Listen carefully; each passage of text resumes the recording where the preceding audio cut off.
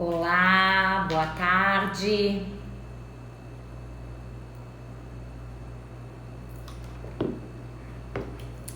Entrando aqui com vocês. Mais um dia de live. Um videozinho para compartilhar conteúdo que eu tenho certeza que ou você, ou um amigo, ou um parente já viu ou já passou por essa situação.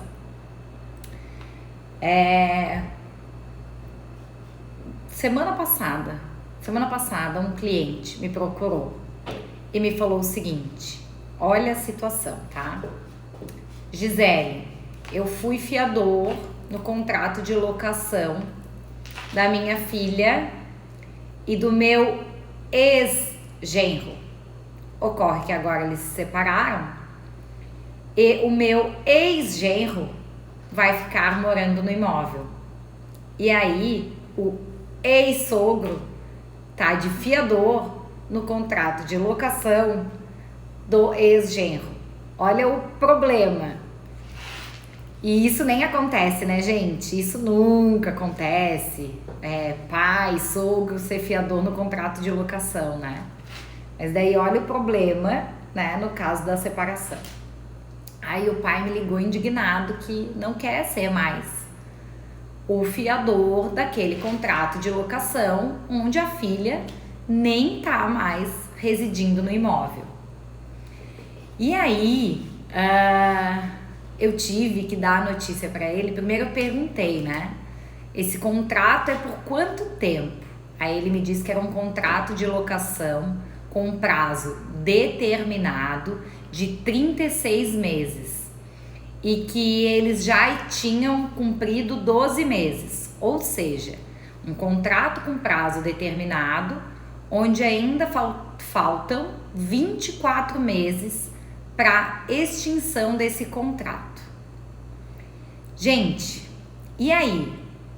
Esse pai, ele pode se exonerar dessa obrigação? A gente fala que é uma desoneração, uma manifestação de se exonerar dessa vontade de fiança. Para quem tá entrando agora, vou repetir o caso rapidinho. Um pai entrou em contato comigo, tá? Porque ele, há um ano atrás, ele foi fiador, assinou um contrato de locação como fiador do genro e da filha. Ocorre que o casal se separou e o genro permaneceu no imóvel, vai continuar residindo nesse apartamento, e a filha saiu do apartamento e o sogro está indignado porque ele está como fiador no contrato de locação do ex-genro, que inclusive já está morando com outra pessoa no imóvel. Olha o problema, gente. Não, assim, é um problema que as pessoas, na hora que assinam o contrato, se não tem uma assessoria jurídica, se não tem um advogado junto para apresentar esses problemas que podem acontecer, o cara nem imagina. E vejam, há um ano atrás, ele era o sogro. Hoje, o genro tá morando com outra pessoa dentro do apartamento onde ele é o fiador. Olha o problema que esse cara arrumou para a cabeça dele. Então, por isso que eu falo assim, né, do perigo de as pessoas, primeiro, confeccionarem seus próprios contratos. Segundo, fazer contrato sem uma consultoria especializada. É um risco muito grande. Mas enfim, eles fizeram, né, assinou, tem lá a fiança. Deixa eu só ver aqui. Bom dia, parabéns, é muito bom para quem vive nesse tipo de situação. Então, né, eu acho que não é muito bom para quem vive nesse tipo de situação. Um cliente me ligou bem apavorado. E aí a filha, imagina, fazendo a pressão pro pai, porque o pai tá como fiador do ex-marido com outra pessoa morando no imóvel. Imaginem a indignação dessa família, né?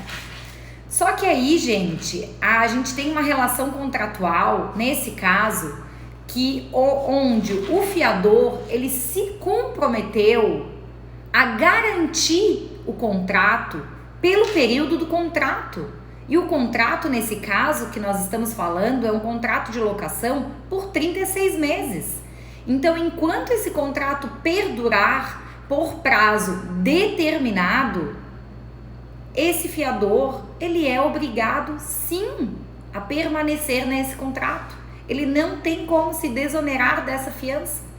Apenas ele só conseguiria sair se ele substituir e se o locador aceitar. Então, primeiro, ele precisa falar com esse ex-genro e dizer, cara, arruma um outro fiador para ti. Aí tem que arrumar alguém do mesmo nível que ele, porque o locador não vai aceitar que seja substituído o fiador por qualquer outro, né? Afinal, eu já tenho um fiador, né?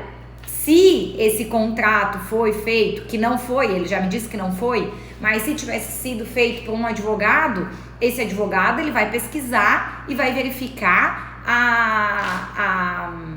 a solvência desse fiador. Quando a gente fala em solvência, a gente fala na possibilidade de solver essa dívida caso, né, os locatários não paguem a despesa. Então não adianta eu colocar lá um fiador que seja insolvente, que tenha nome negativado, que não tenha patrimônio, porque se o locatário não me pagar, o fiador também não vai me pagar.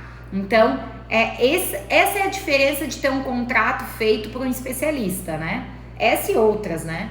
Mas enfim, aí eu falei para esse pai, olha, a única alternativa que você tem, a única alternativa é você conversar com seu genro, pedir para ele, implorar para ele, manter um bom relacionamento com ele até que ele arrume um novo fiador, porque se ele não quiser ir atrás, ele não tem obrigação nenhuma de ir atrás de um novo fiador.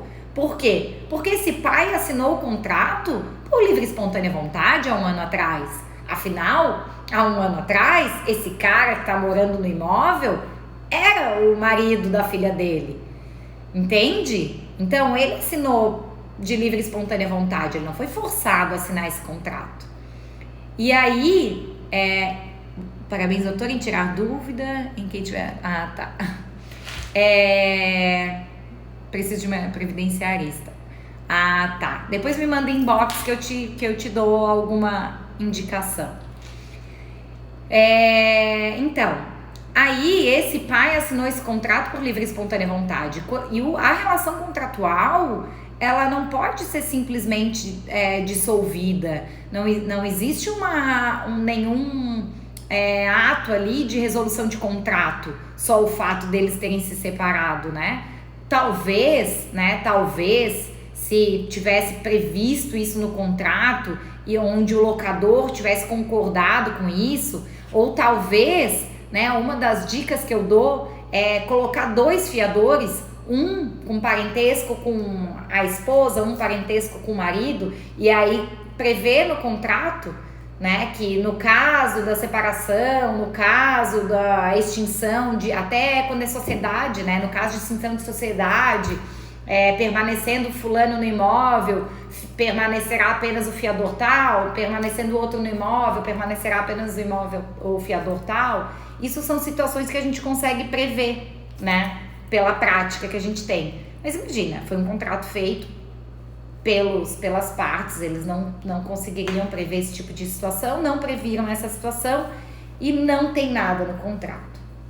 Então, resposta final, não tem como ele sair dessa responsabilidade, não tem como ele se desonerar dessa fiança enquanto o contrato for por prazo determinado, ok? Então, cuidado com em assinar contratos onde você é o fiador por contratos com prazo muito longo, né? Você não tem como escapar dessa responsabilidade.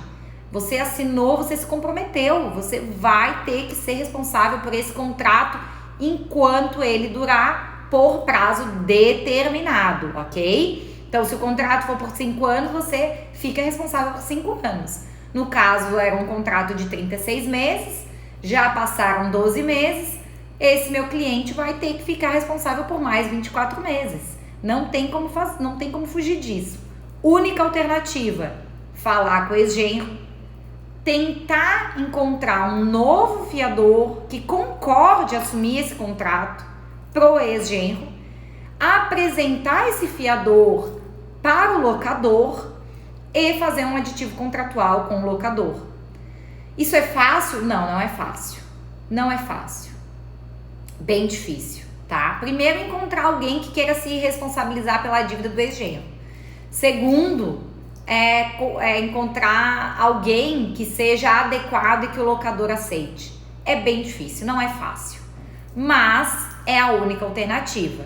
Esse meu cliente está nessa fase, está tentando tratar com o locador, já encontrar alguém que concordaria em assinar esse contrato, né, na figura de fiador para o genro, e vai ser tirado também como locatária a filha, né, do meu cliente, ficaria só o ex-genro. E aí também faria a substituição do fiador. É possível fazer a substituição do fiador. Então é isso. No caso de prazo de contrato indeterminado, aí sim. Então assim, eu assinei o contrato, me responsabilizei por 1 ano, encerrou esse contrato e esse contrato foi prorrogado por prazo indeterminado. Aí sim, aí eu posso notificar o locador antes mesmo de encerrar o contrato. O ideal é isso, que encerre antes, que notifique antes e diga: olha, eu não tenho interesse de permanecer como fiador nesse contrato. Aí sim, fica ainda vinculado ao contrato por 120 dias após a notificação, e aí, encerrando o contrato, encerra a responsabilidade do fiador.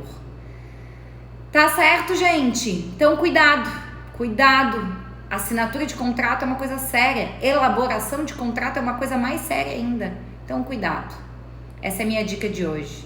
Um bom dia.